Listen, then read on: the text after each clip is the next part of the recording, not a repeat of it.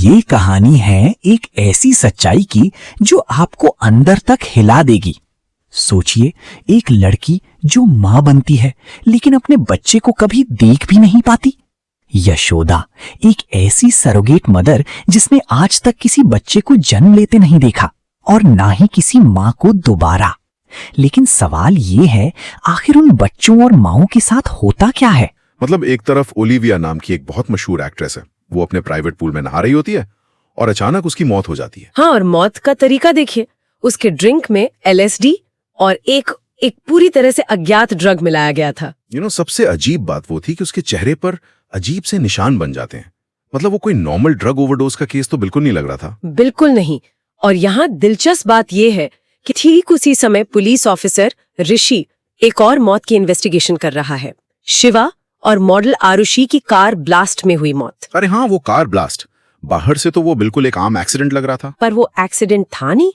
Investigation में पता चलता है कि कार के एयरबैग में जानबूझकर एक बहुत ही खतरनाक केमिकल इंजेक्ट किया गया था। वेट, क्या एयरबैग में केमिकल? ये ऐसा है जैसे हमारे पास दो अलग अलग पहेलियों के बक्से हों, लेकिन दोनों के टुकड़े मिलकर एक ही तस्वीर बना रहे हों। एग्जैक्टली। तो मैं सोच रहा था कि एक हाई प्रोफाइल मर्डर जिसमें इतना हाईटेक तरीका इस्तेमाल हुआ और दूसरी तरफ एक गुप्त सरोगेसी सेंटर, इन दोनों के बीच भला क्या कनेक्शन हो सकता है? यही तो कैच है। दोनों मामलों में अगर आप ध्यान दें तो एक अज्ञात केमिकल और रहस्यमय मौत का पैटर्न है। ये साफ इशारा करता है कि ये किसी सड़क छाप गुंडे का काम नहीं, बल्कि एक बहुत बड़े और पावरफुल नेटवर्क का काम है। सही बात है। और अब कहानी हमें उस नेटवर्क के अड्डे पर ले जाती है। मतलब युवा या ईवा नाम की कंपनी, जहां यशोदा नाम की लड़की की एंट्री होती है। हाँ, यशोदा जो 3 महीने की प्रेग्नेंट है और उसे अपनी बीमार बहन के इलाज के लिए बहुत सारे पैसों की सख्त जरूरत है। इसलिए वो वहाँ सरोगेट मदर यानी किराए की कोख बनने के लिए जाती है। लेकिन उसके वहां जाने का तरीका ही बहुत डरावना था। उसे बेहोश करके वहां ले जाया जाता है। बिल्कुल, आंखों पर पट्टी बांधकर और पूरा बेहोश करके। तो यहाँ कहानी वास्तव में दिलचस्प हो जाती है। क्या ये अजीब नहीं है कि एक मेडिकल सुविधा में जहां लड़कियां अपनी मर्जी से आ रही हैं, वहां इतना भारी मिलिट्री जैसा सुरक्षा पहरा है? ये सवाल उठना लाजमी है। और अचानक लड़कियां गायब कैसे हो रही हैं? मरीजों को बाहरी दुनिया से इस तरह क्यों काटा जा रहा है? देखिए, ये जो अलगाव है या जिसे हम आइसोलेशन कहते हैं, ये एक बहुत ही क्लासिक तरीका है।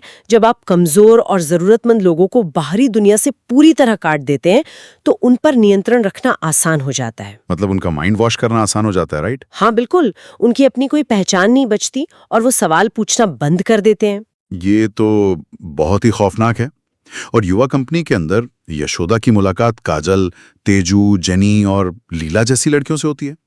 हर किसी की अपनी एक मजबूरी है। हाँ, जैसे तेजू लड़कों जैसा बनना चाहती है, काजल अपनी माँ को रेड लाइट एरिया से बाहर निकालना चाहती है, लीला को भगवान कृष्ण जैसा बेटा चाहिए। लेकिन मुझे सबसे अजीब चेनी का केस लगा। मतलब वो वहां सिर्फ एक लेटेस्ट आईफोन खरीदने के लिए आई है। ये आज के कंज्यूमर ड्रिवन समाज की एक बहुत ही डार्क सच्चाई है। लोग दिखावे के लिए कुछ भी कर सकते हैं। सही बात है। लेकिन उस फैसिलिटी के अंदर सबसे बड़ा खतरे का संकेत था वो जोन 2, जहां जाने पर सख्त पाबंदी थी। हाँ, जोन 2, जहां सिर्फ खास स्टाफ जा सकता था। और फिर एक दिन काजल को लेबर पेन होता है और उसे उसी जोन 2 में ले जाया जाता है। और उसके बाद जो होता है वो किसी के भी रोंगटे खड़े कर दे। कंपनी के मैनेजर मधु आकर बहुत ही शांति से बताती है कि बच्चे की मौत हो गई और काजल को घर भेज दिया गया, जो कि मेडिकली और लॉजिकली पूरी तरह से असंभव है। एक हाईटेक फैसिलिटी में ऐसे कैसे हो सकता है? यही बात यशोदा को भी खटकती है। उसका शक यकीन में बदल जाता है और वो खुद जांच करने का फैसला करती है।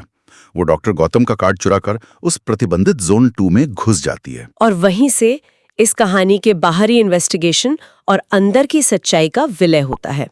बाहर ऋषि को पता चलता है कि ओलिविया के शरीर में मिला केमिकल और एक प्रमोटर के फ्रीजर में मिला केमिकल एक ही है। अच्छा, वही प्रमोटर जिसने आरुषि को वो ब्यूटी प्रोडक्ट प्रमोट करने से रोका था। एग्जैक्टली।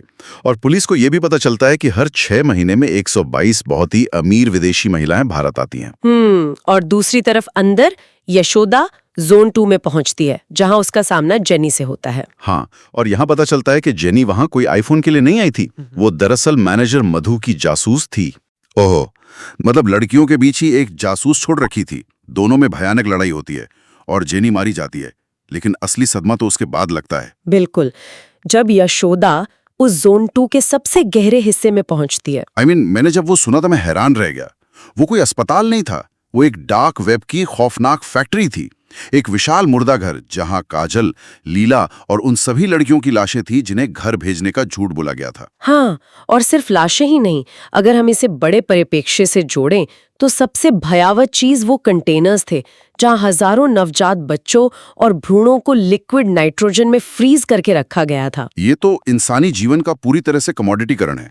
मतलब इंसान को एक प्रोडक्ट बना दिया गया। एग्जैक्टली। और ये भयानक खोज उस बाहरी जांच से जुड़ जाती है। वो जो अमीर विदेशी महिलाएं भारत आती थीं, वो कोई आम टूरिस्ट नहीं थी। तो आप कह रही कि वो उन बच्चों का इस्तेमाल कर रही थी? हाँ, ये कोई आम मेडिकल स्कैम नहीं था। ये एक अंतर्राष्ट्रीय सिंडिकेट था जो उन नवजात बच्चों के प्लाज्मा का इस्तेमाल एक खास एंटी एजिंग प्रोडक्ट बनाने के लिए कर रहा था। हे भगवान, ये तो सच में बहुत घिनौना है। तो जब हमें पता चल जाता है कि वे क्या बना रहे हैं, तो एक सवाल उठता है कि ये सब शुरू कैसे हुआ? मतलब कोई इंसान इतना गिर कैसे सकता है? इसका जवाब मैनेजर मधु के अतीत में छुपा है। हाँ, मधु, जिसे अपनी खूबसूरती पर बहुत ज्यादा घमंड था। वो केंद्रीय मंत्री गिरधर से पैसों और पावर के लिए शादी करती है। लेकिन फिर प्रेगनेंसी के कारण उसे एक बीमारी होती है और उसकी सारी खूबसूरती खत्म हो जाती है। कोई भी डॉक्टर उसे ठीक नहीं कर पाता और उसका पति उसे छोड़कर चला जाता है। तो फिर डॉक्टर गौतम की एंट्री होती है, राइट? हाँ, डॉक्टर गौतम, जो कॉलेज के दिनों से ही मधु से पागलों की तरह प्यार करता था। उसका जुनून ही इस पूरी त्रासदी का कारण बनता है। वो मधु के लिए एक ऐसा सीरम बनाता है जो नवजात बच्चों के प्लाज्मा से बनता है, और वो सीरम सच में मधु की खूबसूरती लौटा देता है। लेकिन उस सीरम की एक शर्त थी। उसे हर 6 महीने में एक बूस्टर डोज की जरूरत होती थी। तो इस सब का क्या मतलब है? क्या एक इंसान का अपना व्यक्तिगत अंधकार और उसकी वैनिटी इतनी बड़ी हो सकती है कि वो हजारों जाने ले ले? देखिए, जब सत्ता यानी गिरधर, विज्ञान यानी गौतम और अत्यधिक घमंड यानी मधु आपस में मिलते हैं तो यही होता है। उन तीनों ने मिलकर इस सीरम को अमीर हस्तियों को बेचना शुरू कर दिया। और इसी वजह से ओलिविया की मौत हुई थी, क्योंकि सीरम लेने के 48 घंटे के भीतर कोई ड्रग नहीं ले सकते थे और उसने LSD ले लिया था। बिल्कुल सही। उस ड्रग और सीरम के रिएक्शन से उसकी जान गई।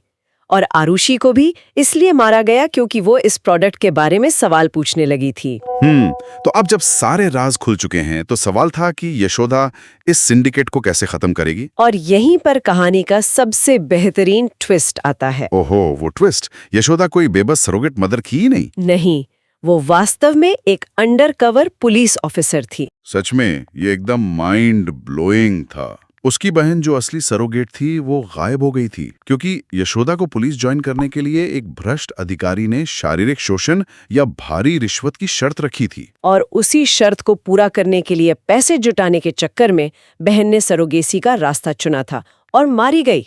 मुझे तो यशोदा की प्लानिंग और उसके धैर्य की सच में तारीफ करनी पड़ेगी।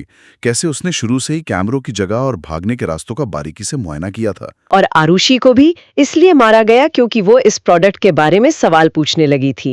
तो अब जब सारे राज खुल चुके हैं तो सवाल था कि यशोदा इस सिंडिकेट को कैसे खत्म करेगी? और यहीं पर कहानी का सबसे बेहतरीन ट्विस्ट आता है। ओहो, वो ट्विस्ट! यशोदा कोई बेबस सरोगेट मदर थी ही नहीं, वो वास्तव में एक अंडरकवर पुलिस ऑफिसर थी। सच में ये एकदम माइंड ब्लोइंग था। उसकी बहन जो असली सरोगेट थी वो गायब हो गई थी, क्योंकि यशोदा को पुलिस ज्वाइन करने के लिए एक भ्रष्ट अधिकारी ने शारीरिक शोषण या भारी रिश्वत की शर्त रखी थी। और उसी शर्त को पूरा करने के लिए पैसे जुटाने के चक्कर में बहन ने सरोगेसी का रास्ता चुना था और मारी गई। मुझे तो यशोदा की प्लानिंग और उसके धैर्य की सच में तारीफ करनी पड़ेगी। कैसे उसने शुरू से ही कैमरों की जगह और भागने के रास्तों का बारीकी से मुआयना किया था। वो एकदम शांत रहकर सही मौके का इंतजार कर रही थी। हाँ, उसने एक प्रो इन्वेस्टिगेटर की तरह काम किया और अंत में वो 1 वुमेन आर्मी बन जाती है। वो अंदर के सभी हथियारों से लैस गार्ड्स को मार गिराती है। और बाहर ऋषि की टीम उस भ्रष्ट पुलिस कमिश्नर को खत्म कर देती है जो मधु का ही साथी निकला। यह एक महत्वपूर्ण सवाल खड़ा करता है। इस कहानी में न्याय अंततः सिस्टम से नहीं मिला, न्याय उन पीड़ित महिलाओं के हाथों मिला जिन्होंने सबसे ज्यादा सहा था। एग्जैक्टली। जब यशोदा सभी लड़कियों को बचाती है और उन्हें बताती है कि मधु ने अपनी खूबसूरती के लिए अपने ही बच्चे का प्लाज्मा इस्तेमाल किया था। मतलब एक माँ ने अपनी जवानी के लिए अपने ही नवजात बच्चे की बलि दे दी। इससे ज्यादा नीचता क्या होगी। और जब उन लड़कियों को यह पता चलता है तो उनके गुस्से का कोई ठिकाना नहीं रहता। वो सब मिलकर मधु को एक गहरी खाई में फेंक देती हैं। इस तरह उन पीड़ित औरतों ने खुद अपना न्याय किया। तो अगर हम इस पूरी चर्चा का सार निकालें तो ये कहानी सिर्फ एक क्राइम थ्रिलर नहीं है। बिल्कुल नहीं, ये दिखाती है कि कैसे खूबसूरती और एंटी एजिंग का अंधा जुनून इंसान को राक्षस बना सकता है, और कैसे मजबूर और गरीब लोगों का बड़ी बेरहमी से शोषण किया जाता है, सिर्फ अमीरों की चकाचौंध को बनाए रखने के लिए। विज्ञान का काम जीवन बचाना है, लेकिन जब उससे नैतिकता हट जाती है तो वो जीवन लेने वाली फैक्ट्री बन जाता है। सही कहा। तो अंत में सोचने के लिए एक बहुत ही गहरा सवाल है। आज के इस समाज में जहां हमेशा जवान दिखने के लिए लोग करोड़ों रुपए खर्च करते हैं और हर दिन नई नई मेडिकल तकनीकें आ रही हैं, तो इंसानियत की नैतिक सीमा आखिर कहां खत्म होती है? बहुत ही वाजिब सवाल है। क्या हम भी अनजाने में किसी ऐसे भविष्य की ओर तो नहीं बढ़ रहे जहां जीवन की कीमत सिर्फ एक कॉस्मेटिक प्रोडक्ट बनकर रह जाए? इस पर जरूर सोचेगा। बिल्कुल। आज की इस चर्चा में हमारे साथ जुड़ने के लिए बहुत बहुत धन्यवाद। अगली बार किसी और दिलचस्प विषय के साथ फिर मिलेंगे।